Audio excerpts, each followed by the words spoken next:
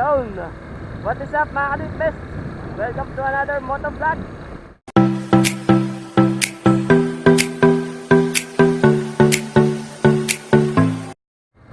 Yun, so yun na nga mga sir. So, pupunta ako ngayon sa sa mall ulit. Doon ulit ako. Yun. Punta ulit ako na Robinson Das Marinas mga sir, kasi bibili ako ng pintura. Bibili ako ng spray paint, saka yung low nose ko kasi malambot na eh. So, saka maluwag na. So maluwag na, kaya bibili na akong bago. Saka bibili na rin ako ng paint remover mga sir. At saka ano pa ba? So yun, spray paint na black, saka primer na gray. Spray paint, puro spray paint na yung bibiling ko. Saka spray paint na kulay dilaw, yung kulay yellow na para sa tangke mga sir, mga ka-doitbest na yun. So mga nakaraang araw talagang nag-uulan eh, malakas ang ulan, kaya hindi ako makagawa sa labas ng bahay. Sa loob naman, puro motor na nakaparada, kaya yun, hindi ako makagawa ng ayos. Kasi pagdating ng hapon, sakto pagdating ng hapon talagang umuulan eh, mga bandang alas 3 ng hapon, kaya hindi ako makagawa mga sir. So yun, nag-edit na lang ako ng mga previous video. Yun, nagaya nung nakaraan. So lagay ko na lang dito sa taas. Kung hindi mo pa napapanood yung kinalas ko yung buong video na kinalas ko yung makina. So yun. So kanina, meron kasi ako natira na dati pa, yung spray paint na primer na kulay gray. So yun, in-sprayan ko na yung frame ng motor mga sir, mga ka-doitbest. So kanina bago ako umalis, so ito yung video mga sir oh. So yan. So nung nakaraan kinalas ko na rin eh. Kinalas ko na yung gulong, yung shock, yung front shock, yun kinalas ko na mga sir. Saka yung wire harness, so kinalas ko na lahat. Hindi ko na binidyohan kasi medyo makulimit, saka maambun-ambunong na yung time na yun, kaya yun, hindi ko na nabidyohan. So yan na lang yung video mga sir.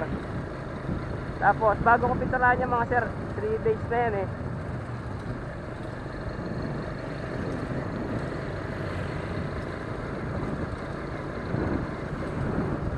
So 3 days na yan, ayun.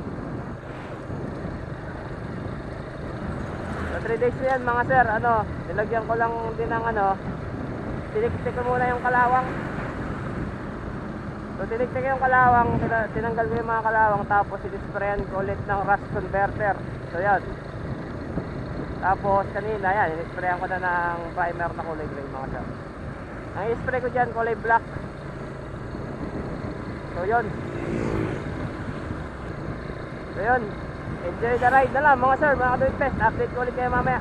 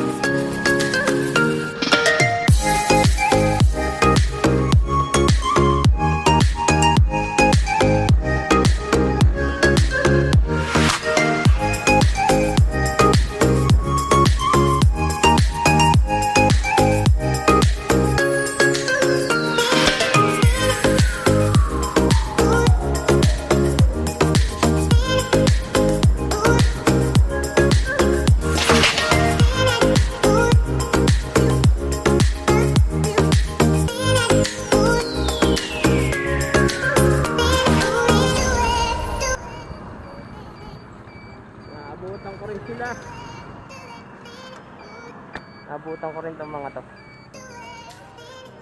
Ha! Namimili muna ako mga sir. I-check natin kung ano mabibili ko dito.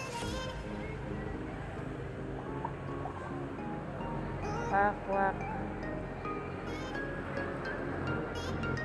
Hindi tayong pamputol ng kadena.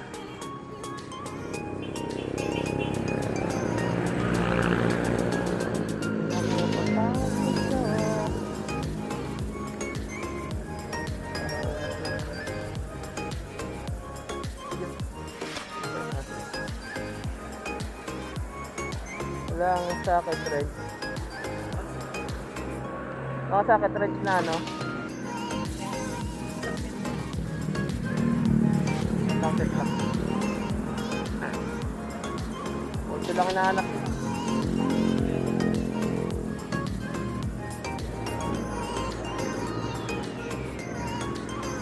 Ayun. Kaya lang mataba. 1/2 drive. Pwede na. Malaki nga lang. Taba eh. Pero pwede na. Magkano ito? Magkano? Ayun.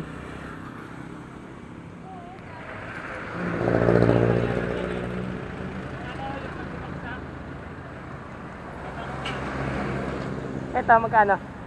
2.5. Ah, mahal. Malaki. Mahal pa rin. Ano lang siguro, pang vulcanize. Pampalit ng gulong. Ito ka. Long nose.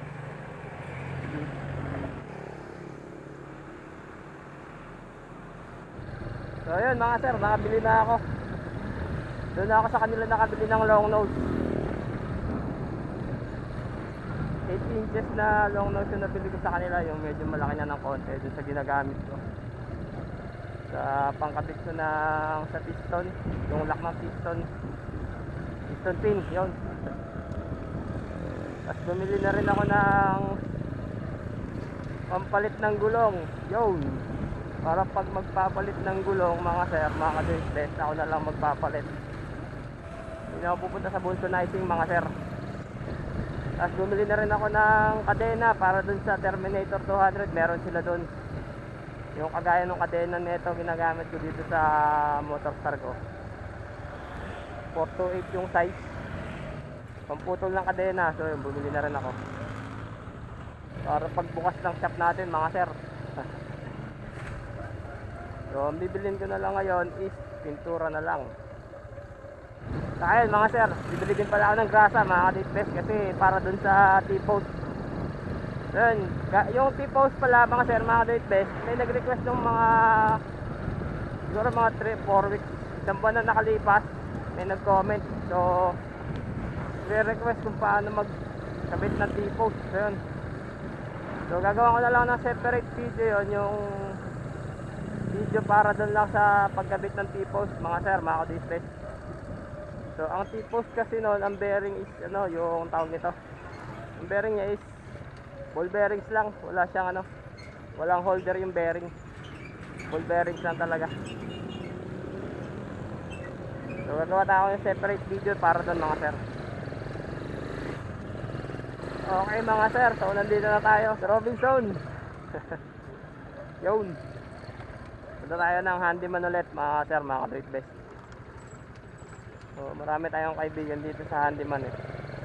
So kung malapit kayo dito mga sir, punta na kayo, banggitin nyo lang pangalan ko. Good Mbb. Yun.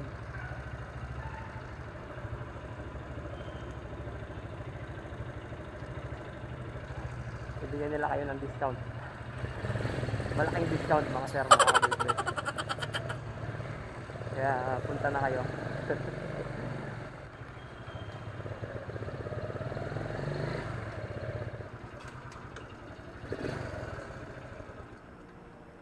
Yeah. Okay.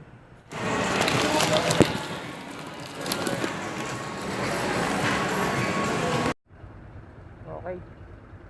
So nakabili na ako mga ka-doitbest sa handyman. So yun, pauwi na ako. Sir, let's go.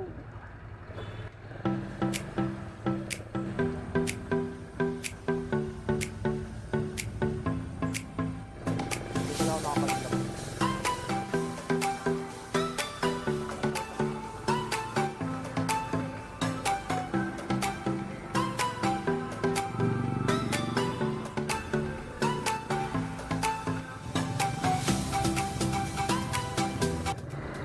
Okay so mga sir, so So yun lang yung mga nabili ko.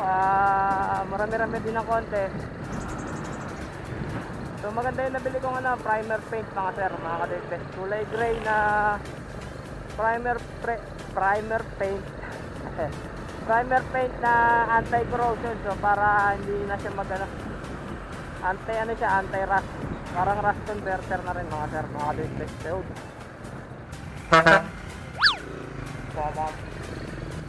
lakas pa. Gulat ako dun kuya. Lakas ng busina mo Parang truck, tricycle lang pala. Tapos 2 pirasong dark yellow. Yun. Dark yellow para sa tangke.